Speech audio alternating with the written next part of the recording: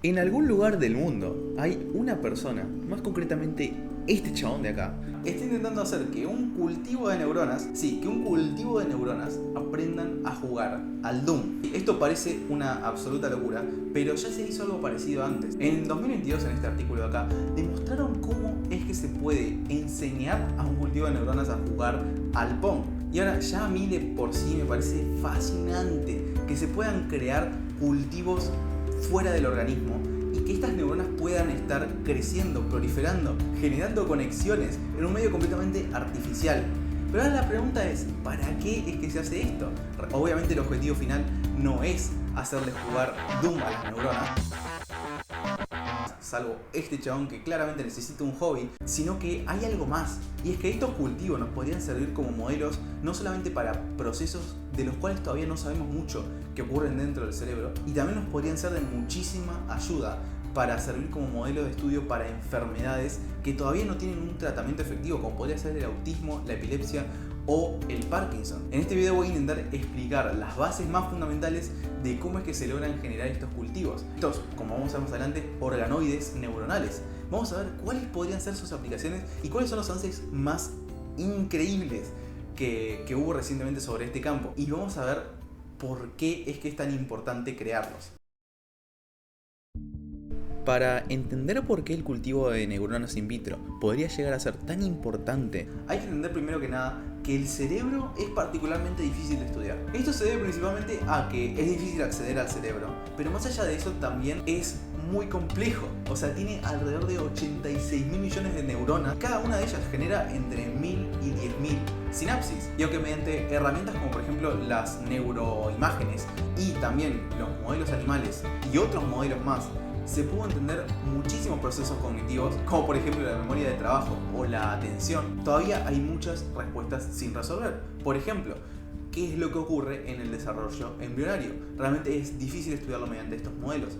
Y también hay ciertas enfermedades, como por ejemplo la epilepsia o el autismo, para las cuales todavía no se sabe muy bien cuál es el origen. Y es por eso que utilizando estos organoides se podrían llegar a entender un poco mejor tanto los procesos que ocurren en el desarrollo embrionario con respecto al cerebro, como también el origen de ciertas enfermedades. Ahora bien, ¿qué es exactamente un organoide?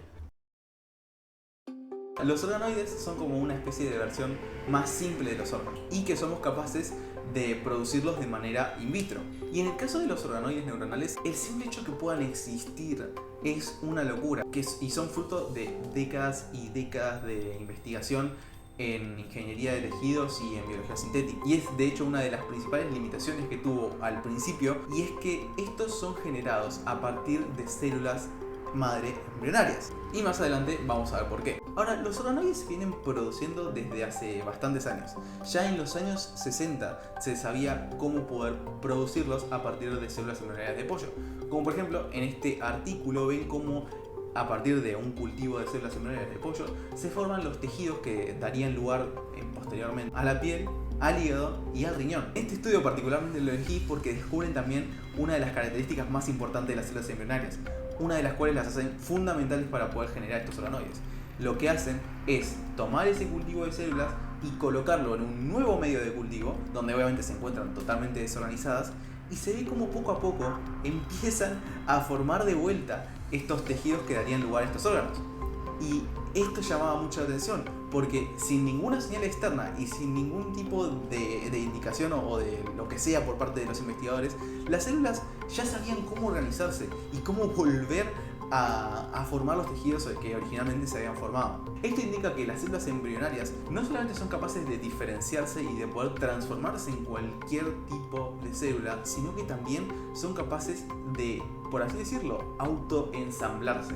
Y esta es una característica fundamental que justamente las células diferenciadas adultas no tienen. Y es uno de los principales motivos por los cuales no puedes agarrar unas cuantas neuronas y hacerte un organoide con eso, porque no va a funcionar. Las células necesitan tener esa plasticidad y esa capacidad de autoensamblaje. Por no mencionar que las células diferenciadas adultas no tienen obviamente la misma capacidad de crecimiento que las embrionarias. Esto trae bastantes limitaciones, principalmente porque para poder generar organoides humanos habría que partir de células embrionarias humanas, lo cual trae problemas a nivel ético y legal y a nivel de regulaciones y demás, que hace que sea bastante difícil trabajar con eso. Y es por eso que para mí el próximo avance fue uno de los avances más importantes que hubo para el desarrollo de este campo. Y estos avances fueron posibles gracias a los resultados que obtuvieron en estos dos estudios, donde se demostró que en realidad estas células pluripotenciales se podían generar a partir de células diferenciadas adultas. Ahora, esto de por sí ya es increíble. Normalmente lo que ocurre es justamente lo contrario. La célula empieza con un estado de pluripotencialidad absoluta, donde básicamente se puede transformar en cualquier tipo de célula del cuerpo, y a medida que se va diferenciando, justamente va perdiendo esa capacidad. Y no puede ocurrir lo contrario. No puede ocurrir que una célula diferenciada pase a ser una célula pluripotente. Simplemente no ocurre.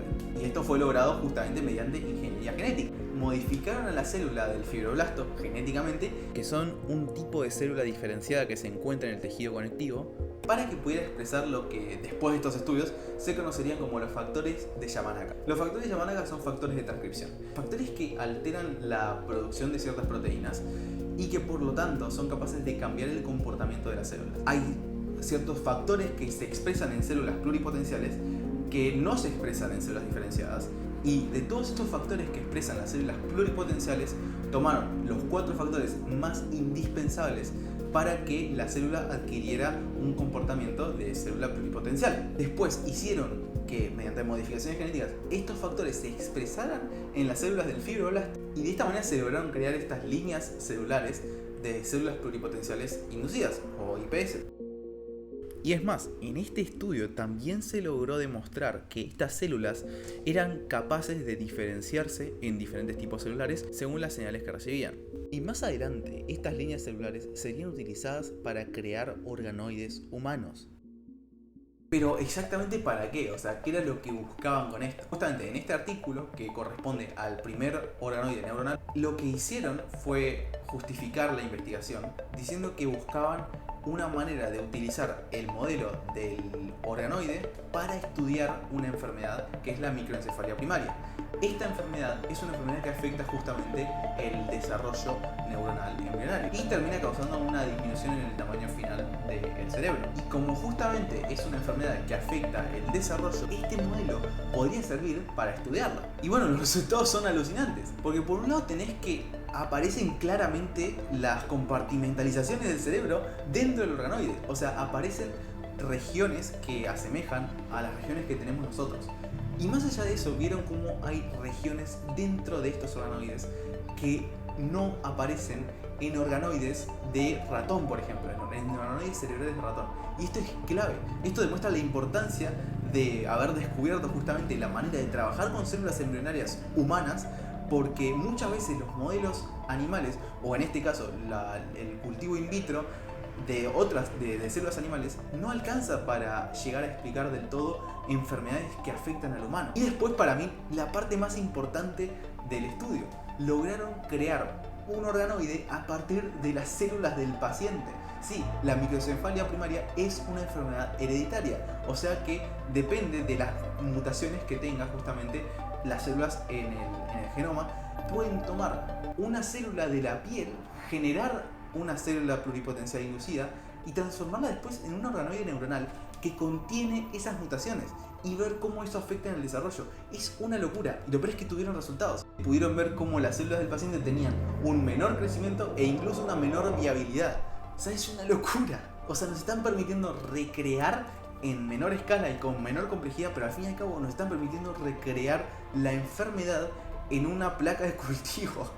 Esta es sin lugar a dudas una de las aplicaciones más prometedoras que tienen los organoides, pero podría llegar a haber muchísimo más. Y es que una de las características más increíbles que tienen estos organoides es esa capacidad de autoensamblarse, como si las neuronas supieran qué hacer en todo momento, y de cómo crear estos sistemas que son realmente súper complejos, sin depender de ninguna señal externa. Sergei Paska, que es un investigador y profesor de la Universidad de Stanford, así como también miembros de su grupo, lo que hicieron fue ver hasta dónde llegaba esa capacidad, ¿no? Hasta dónde podían realmente, mediante este tipo de cultivos, simular procesos que ocurren en el cerebro. Y no vas a poder creer lo que llegaron a hacer en su laboratorio. Primero que nada, estos locos son los primeros en desarrollar estos organoides y dejarlos crecer por tanto tiempo. En un momento cuenta cómo empezaron a tener cultivos que tenían meses y meses y meses de antigüedad, cuando se suponía que a partir de cierta cantidad de tiempo ya las células empezaban a dejar de ser viables. Y gracias a esto pudieron ver algo muy interesante, y es que las neuronas, cuando llegaban a aproximadamente los 9 meses, se veía cómo tenían cambios en su metabolismo y cambios en su comportamiento, cambios en su actividad, todos relacionados con los cambios que experimenta la neurona cuando se termina el periodo de gestación. Pero estamos hablando de que solamente son neuronas en una placa. De alguna manera tenían la forma de darse cuenta de que habían pasado los 9 meses y de que estaban a punto de nacer. Y esto es solamente del principio. O sea, lo que más me voló a mí la cabeza de las investigaciones que hizo fue el descubrimiento, o el desarrollo en realidad, de lo que él denominó asembloides. Los asembloides, bueno, como su nombre lo indica, no son organoides. En realidad son organoides o que son capaces de interactuar entre sí. O sea, es un sistema que está conformado por, si se quiere, más de un organoide.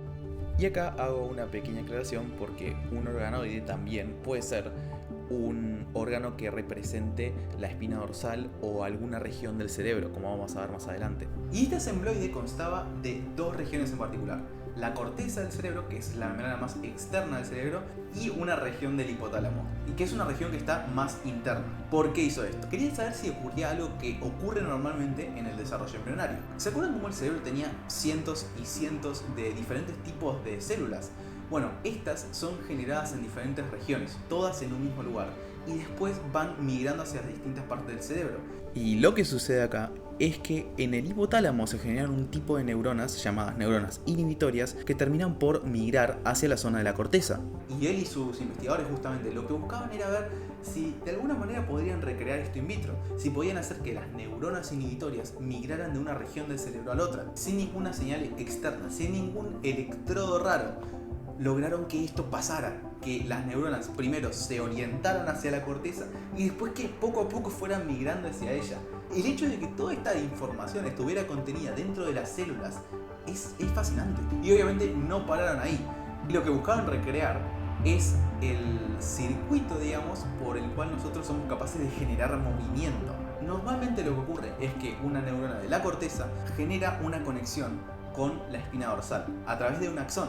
Luego, a partir de esa conexión es que una neurona motora genera una conexión a su vez con el músculo. Y de esta manera se puede generar el movimiento del músculo a partir de los impulsos eléctricos. Y lo que hizo fue exactamente eso, recrear este circuito a partir de un organoide que correspondía a la corteza del cerebro, otro que correspondía a la espina dorsal y finalmente un organoide muscular, o sea, hecho a partir de células del músculo. Y lo que vio fue otra vez que creando bien las partes, eran capaces de interactuar entre ellas y de poder generar solas los circuitos neuronales necesarios para que, con una estimulación de la corteza, poder generar una contracción muscular. O sea, podían lograr que el músculo se moviera. Y es más, podían ver cómo a medida que repetían el estímulo, este se volvía más confiable. O sea, eran capaces de recrear todo el mecanismo por el cual nosotros somos capaces de generar esto para las enfermedades neuromotrices, por ejemplo, sería importantísimo, ya que se podría estudiar a fondo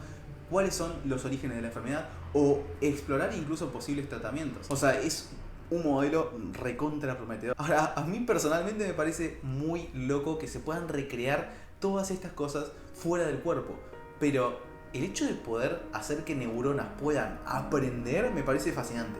O sea, ¿cómo es que logran hacer eso? ¿Cómo es que logran que unas cuantas neuronas, que no deben ser más de miles de neuronas, puedan llegar a aprender? Porque sí, en este artículo logran exactamente eso. Logran que un cultivo de neuronas, que en realidad en este caso no es un cultivo tridimensional, es una monocapa de neuronas, pueda de alguna manera aprender a jugar al Pong. Para empezar, conectan este cultivo de neuronas a una matriz de electrodos. Por un lado, hay electrodos que sirven como input, es decir, son los electrodos que van a transmitirle señales a las neuronas, mientras que otros electrodos van a ser los que van a recibir la señal de salida de las neuronas. Las neuronas espontáneamente están generando actividad eléctrica, lo generan de manera aleatoria. Y bueno, es esta actividad eléctrica la que luego pueden ser recibida por los electrodos, y estos electrodos son después los que mueven el cosito del Pong. Y lo que ocurre es básicamente que cuando el cosito le pega a la pelota, la neurona recibe una señal, un input, de una única longitud de onda. Si le erra la pelota, recibe una señal de ruido, o sea, muchas frecuencias al mismo tiempo. Y haciendo esto logran que las neuronas aprendan a jugar, porque por algún motivo las neuronas prefieren una señal limpia antes que una señal de ruido. Bueno, esto podría ser explicado por el principio de mínima energía libre. Este concepto está muchísimo mejor explicado en este video de acá. Digamos que el cerebro tiene un modelo de la realidad, que es el que usa también para entender qué es lo que está pasando a su alrededor. Y nuestra interpretación de la realidad depende de dos cosas. Depende, por un lado, de las señales que percibimos en nuestro entorno, y por otro lado, de lo que interpretamos gracias a este modelo. Por ejemplo, a partir de esta señal nosotros entendemos que tenemos un tigre adelante y que tenemos que salir corriendo. Pero a partir de esta señal, realmente el cerebro tiene más de una interpretación. Podría ser que sea un tigre atrás de un árbol, o podría ser que nosotros acabamos de descubrir una especie completamente diferente que tiene la forma de un tigre partido al medio. Ahora, obviamente, el cerebro se va a quedar con la opción que más le suene o que más coincida con el modelo interno, de manera que se disminuya lo más posible esta energía libre, que en este caso se traduce como eso, la diferencia que hay entre lo que nosotros percibimos versus lo que nosotros creemos. Y bueno, en un principio este modelo, en una escala mucho más simplificada, podría ser una explicación de por qué una neurona prefiere una señal limpia antes que una señal ruidosa. Ahora, estos descubrimientos causaron muchísima repercusión. Primero porque son neuronas jugando al Pong, o sea, es bastante llamativo. Pero más allá de eso, se empezó a especular con la posibilidad de usar las neuronas en computación. O sea, lo que serían las biocomputadoras. Es más, hay 2 startups ahora mismo que están trabajando en esto. Y bueno, la idea o la promesa es que las neuronas son mucho más eficientes utilizando la energía. Y bueno, si bien la idea es interesante, todavía estamos en una etapa muy temprana y realmente podríamos llegar a tardar varias décadas en ver algo parecido a eso que se propone como las biocomputadoras, digamos. Pero la realidad es que todo esto es bastante nuevo. O sea, también el diseño de organoides y su utilización como modelos para estudio de enfermedades y del desarrollo neuronal sigue estando todavía en sus inicios. O sea, se están logrando recrear procesos muy complejos fuera del ser humano. Y nos están permitiendo no solamente entenderlos mejor, sino también nos están dando una posibilidad de poder usarlos como modelo de estudio para enfermedades que justamente afectan esos procesos. Es realmente un sinfín de oportunidades. Obviamente, estos modelos también tienen sus limitaciones, ya que nunca se va a poder alcanzar una complejidad siquiera similar in vitro a lo que está realmente ocurriendo en nuestro organismo. Pero bueno, ningún modelo es perfecto y como decía Jorge, todos los modelos son incorrectos, pero algunos son útiles. Y estoy re ansioso de ver qué es lo que se puede llegar a descubrir gracias a estos modelos.